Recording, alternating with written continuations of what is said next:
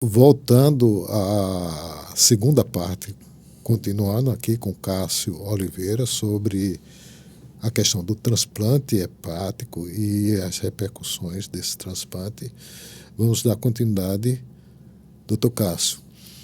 Eu fiquei curioso com relação à questão da falta de doadores. Certo. O que é que ainda falta para as pessoas se conscientizarem que elas podem continuar vivendo através de outras pessoas? Acho que na realidade, Cláudio, a gente tem falta de campanhas, né? Desconhecimento, Preconceito. Por exemplo, quando tem um paciente numa unidade de terapia intensiva, qual vai ser o melhor doador que a gente vai ter? Vai ser aquele paciente que se fez de tudo para salvá-lo. Então, quanto mais você fizer na tentativa de salvar aquele paciente, mais você vai conservar os órgãos dele. Melhor ele vai ser para doador de órgãos. Então, precisa se acabar esses preconceitos, esses critérios, esse desconhecimento. A população, ela é solidária, mas muita gente ainda desconhece Como fazer, né? E o que é que mais se diz? Você tem que avisar seu familiar. Porque se tentou baixar uma lei em que todos que não dissessem que não eram doador, em tese, seriam. Mas só que nenhum médico vai chegar e tirar aquele órgão se a família não autorizar. Então, o importante não é você pode registrar em cartório, mas se durante o diagnóstico da morte encefálica, porque o doador para a gente é quando o cérebro morreu, mas o coração ainda está batendo. Esse é o doador que a gente utiliza, né? E aí, a família precisa autorizar. Se a família não autorizar, não ocorrer a doação. Se a família autorizar, vários pacientes podem ser beneficiados. Eu tive a oportunidade de trabalhar um bom tempo em UTI. E aí, a gente ouvia algumas questões. Particularmente, assim, o que você está dizendo é uma coisa muito importante. A família precisa estar consciente que é um ato de amor, é um ato de solidariedade e é também um ato de permitir a vontade daquela pessoa que em algum momento ela partiu do ponto de vista cerebral e não está mais ali. Porém, isso precisa ser bem explicitado, precisa ser conversado, porque eu vejo muitas vezes as pessoas, infelizmente, acham que vão viver a vida toda sem morrer. E a morte está presente no momento que a gente nasce, e isso precisa ser discutido, falado e principalmente expressar a sua vontade, que a família faça a sua vontade no ato de doar. Entretanto, tem uma questão que eu observo algumas vezes nas discussões que a gente comunicava a morte cerebral e, infelizmente, as pessoas achavam que, tirando um órgão, e essa pessoa, em algum momento, uma vez diagnosticado a morte cerebral, e ela achava que ela poderia voltar. Não sei se você já percebeu muitas situações dessa, né? Dizer a essas pessoas também que, uma vez decretado a morte cerebral, infelizmente é um passo que não tem como regredir. E entender que aquilo é o momento exato para não perder a janela de oportunidade. Exatamente. Entendeu? Em que o corpo ainda responde, interage, reage, e a gente tem como manter durante um curto período de tempo para que ele seja um bom doador. Não é assim? Exatamente, Cláudio, porque isso é uma coisa fundamental, porque existe uma diferença gigantesca que as pessoas às vezes confundem. É o coma com a morte cerebral, morte encefálica. E, inclusive, a legislação brasileira ela vai além da americana. A americana, para ser um doador de órgãos, você precisa ter 2 profissionais avaliando e fazendo os testes de morte encefálica. A brasileira, para doação, são 2 profissionais e um exame que realmente confirme que não tem mais fluxo cerebral. Isso aí fechou o diagnóstico, né? E existe uma coisa que, inclusive, que chega às vezes a levar alguns familiares a desconfiar disso aí. Movimentos que o corpo pode apresentar por reflexo medular e não cerebral. Eu né? já vi também. Às vezes até quando aperta a mão, ele reage. Ele diz assim, não, eu ainda estou aqui. Eu falei com ele, ele reagiu. Né? E isso leva a uma falsa impressão que a pessoa, de fato, o cérebro talvez ainda esteja funcionando quando não está. A gente está numa época que, se lembra, ontem completou 30 anos da morte de Ayrton Senna. E eu me lembro como hoje, ele no carro, de repente ele fez um movimento com a cabeça. E aí Galvão Bueno narrando, dele estar vivo, ele mexeu. Na realidade foi um reflexo, né? Naquele momento era um ato reflexo. Então, são algumas coisas que precisam ser mais explicitados ainda para a população. Cássio, assim, a gente sabe que é um momento doloroso, mas que tem que ser feito e feito em tempo hábil. Então, essa é uma consciência que as pessoas têm que ter, que precisa, e todo mundo pode ser alvo, em algum momento, da necessidade de, não só como doador, como receptor. Então, isso a gente pede à população, né, que vocês estão ouvindo, que, de certa maneira, se empenhe mais nesse aspecto, né? Bom, a gente já teve o receptor, teve o doador e teve o momento da cirurgia. E o pós-operatório de um paciente com transplante, como é que se dá? Hoje é uma etapa crítica, né? Porque na hora que a gente tira o fígado, primeiro ele já entrou na sala de cirurgia com alterações da coagulação muito grande. Na hora que a gente tira um fígado, ele faz uma alteração metabólica gigantesca. Então ele começa a não metabolizar até os anestésicos que estão sendo feitos, ele começa a cair a temperatura, tem queda de pressão. Então a gente tem que ter uma equipe bem unida controlando isso aí. Terminou o processo, vai para a UTI. Geralmente os fígados, sendo bons, eles começam a funcionar uma parte rapidamente e a gente consegue controlar 7, 10, 15 dias. Ele está recebendo alta. Com 3 meses, está recebendo alta do hospital. No hospital. Então, nos Estados Unidos, com 3 meses, 70% a 80% dos pacientes voltam a trabalhar. Falando dos Estados Unidos, por quê? Porque no Brasil, quando você tem uma doença crônica, você já aposenta. Exato. A gente tem pacientes aqui transplantados que desaposentaram. Tem um paciente que escreveu 4 livros. Eu tenho um paciente que é mãe. Então tem que ter a ideia que é mãe, inclusive. Mãe. Tem que ter a ideia que não deixa, às vezes, de ser incapacitado. Isso, exatamente. Entendeu? E ter a perspectiva de qualidade, de volta da qualidade de vida. Né? Eu cheguei a conhecer, na minha época nos Estados Unidos, um atleta olímpico do esqui, que foi ao hospital 6 meses depois do transplante, dar uma palestra, né, de motivação, e levou a medalha dele, uma medalha de bronze. Para mostrar. Para presentear o médico que o transplantou. Esse médico, inclusive, não era americano. Foi um evento lá, tudo foi muito bonito. Isso são depoimentos impressionantes, viu? E ser mãe, mediante... Aí que está. Uma outra pergunta.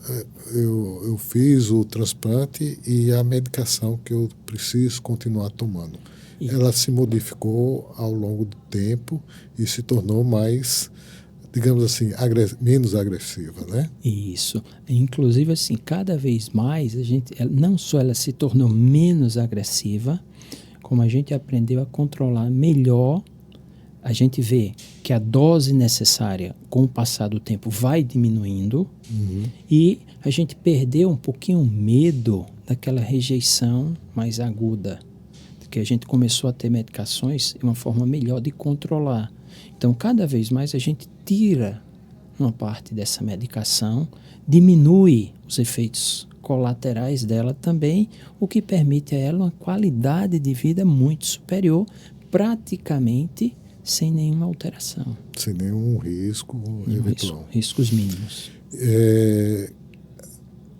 Quem é que faz parte dessa equipe de pessoas que trabalham para esse sucesso todo que a gente tem 70% de sobrevida, que são dados fantásticos nesses transplantes?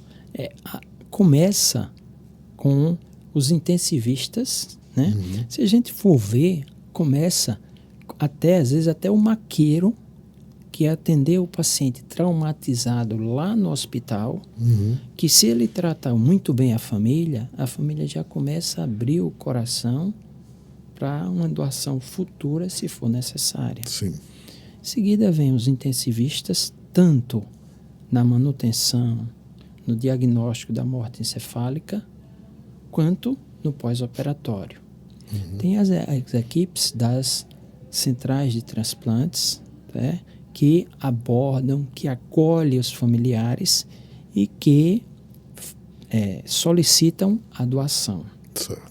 A partir desse momento, foi efetivado a doação, aí é que nós somos comunicados. Até então a gente não entra. Certo. E aí nossa equipe, a gente tem vários cirurgiões, hepatologistas, intensivistas, anestesiologistas, enfermeiros, instrumentadores técnicos de enfermagem, fisioterapeuta, nutricionista, infectologista que trabalha com a gente, principalmente nas fases iniciais.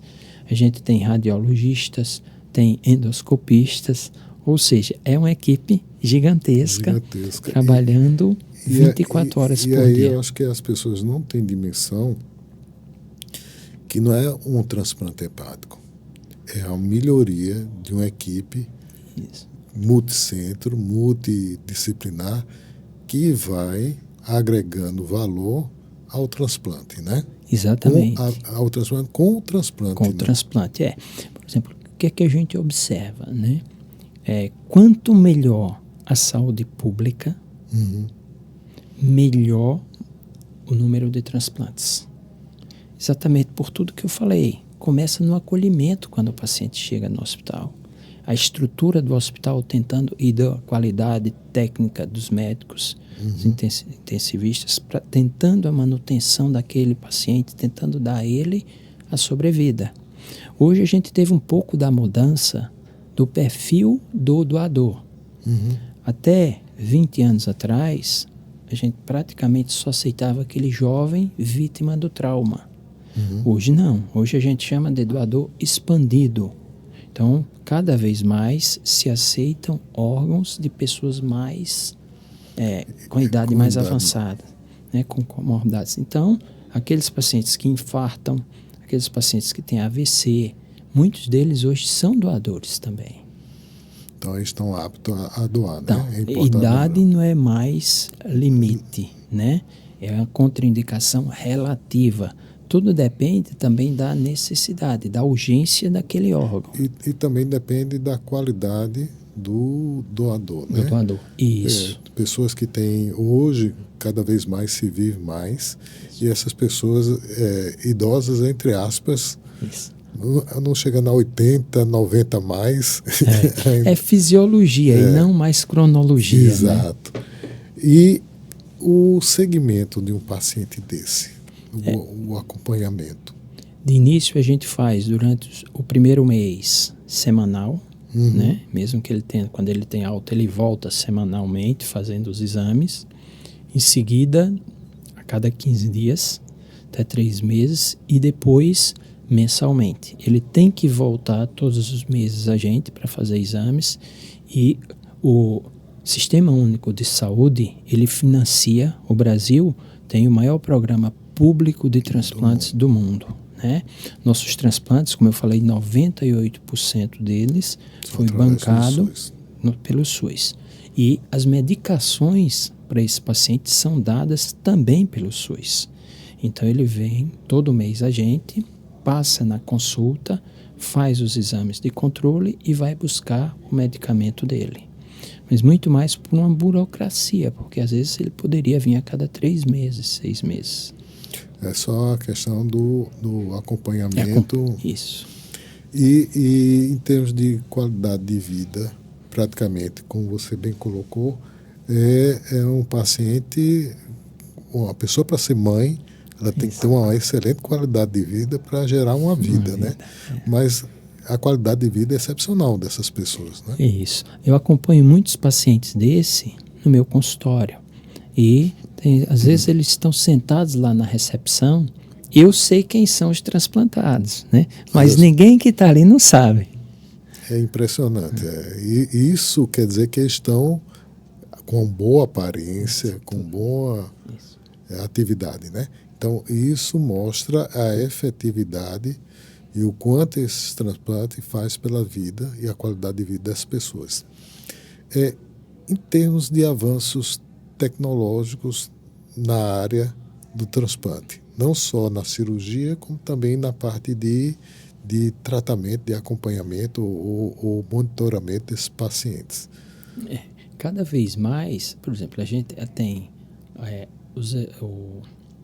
primeiro, o diagnóstico mais precoce da morte encefálica, que antigamente era sempre arteriografia, com punção. Angiografia. Angiografia. Hoje até o exame mais fácil, que é o que mais a gente usa, é o Doppler. O próprio ultrassom faz que ultrassom. É mais simples. Que é o mais simples, né?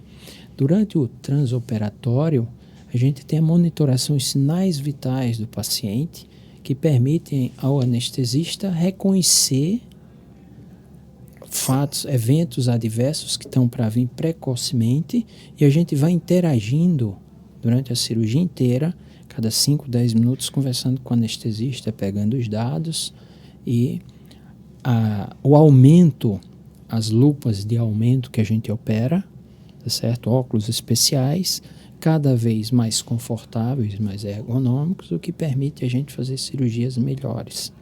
Pinças também mais avançadas. E no pós-operatório, diagnósticos mais precoces e menos invasivas de complicações que estavam para surgir. Então, tudo isso, inclusive agora, fizeram 2 situações. Por exemplo, a gente tem o rim, e em algumas situações você pode tirar uma parte só do fígado para implantar, principalmente em criança, né? O fígado tem uma capacidade de regeneração, né? E aí você tira aquele pedaço, você precisa transplantar algo em torno de 0,8% do peso corpóreo. Então a gente verifica, faz exame, mede aquele tamanho e acaba transplantando 1% por garantia.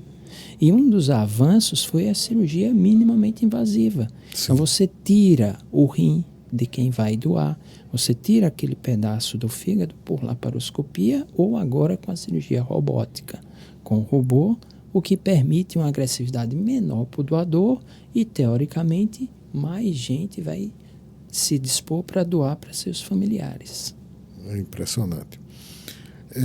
Estamos terminando, Cássio, e infelizmente, né, porque é uma conversa muito boa, eu acredito que deu ao público, de uma maneira geral, e até aos colegas mesmo, maiores subsídios para que ele se proponha a fazer cirurgia. Mas eu gostaria que você desse uma palavra aos nossos espectadores para que ele pudesse repercutir ou refletir, na realidade, a importância do transplante, seja como doador, seja no cuidado, na prevenção, para não ser um receptor. Sim. Começando a prevenção, que é a base de tudo, né? Já na infância, que a gente precisa prevenir a obesidade já desde a infância, já que a obesidade está caminhando para ser a principal causa. Então, a alimentação, o álcool, que sempre vai existir na sociedade como um dos fatores de risco, e o uso indiscriminado de medicações, anti-inflamatórios, analgésicos, uma droga que se usou muito de forma indiscriminada, a ivermectina, porque é aquilo que a gente já falou aqui, a diferença entre o remédio E o veneno é a dose. Durante né? a pandemia, principalmente, Isso. Não né? quer dizer que não deva, não é seguro, não. É seguro nas doses habituais. Não vamos fazer excessos. Essa seria a primeira coisa. Segunda coisa, é sempre se colocar no lado inverso, né? Se eu estiver precisando amanhã de um órgão, se meu filho estiver precisando, será que eu vou querer que aquela pessoa doe? Ou que aquele órgão que não vai servir, uma vez que vai ser enterrado, ser mumificado muitas vezes, né? E depois destruído, como o povo fala, comido pela terra, que ele vá embora ou que ele possa trazer para alguém a expectativa de vida. Então, me posicionar do lado inverso. Isso é o principal. Ter né? empatia. E isso, na hora da dor, transformá-la na alegria e na vida de mais alguém. Isso é fundamental. Bom, eu agradeço muito a sua participação, elogio sempre o seu compromisso com aquilo que faz e Obrigado. toda a equipe sua, né, que sozinho, como você bem disse, é todo um aparato que necessita, na realidade, e convidar em outra oportunidade para a gente bater um papo sobre outras questões. Eu que agradeço o espaço para falar de um assunto que eu tanto gosto e que precisa ser muito bem esclarecido para a população, para que a gente possa cada vez mais beneficiar mais pessoas. Obrigado. De nada, sempre à disposição.